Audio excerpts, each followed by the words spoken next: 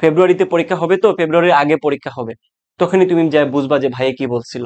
হেই ভাইয়া, তুমি কি একজন সেকেন্ড টাইমার?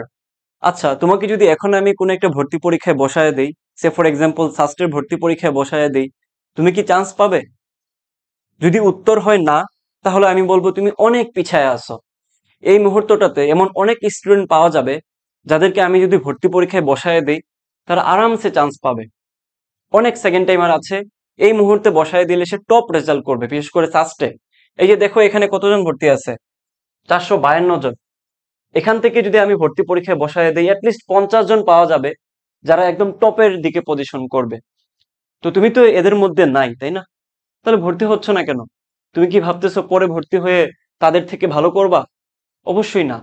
যে আগে থেকে প্রস্তুতি নিচ্ছে, যে আগে থেকে ভাইদের কথা শুনতেছে, ভাইদের স্লাইড দেখতেছে, ভাইদের ক্লাস দেখতেছে, একদম সাস্ট ওরিয়েন্টেড ক্লাসগুলো দেখতেছে, তারাই তো ভালো করবে। তোমার যুক্তিতে কি বলে?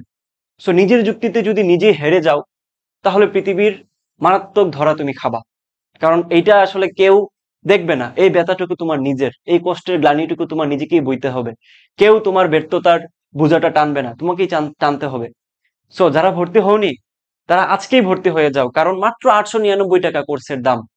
এখানে তুমি physics, chemistry, math, biology, Bangla, English সব পাবা, উইথ সাস্ট স্পেশাল এক্সাম।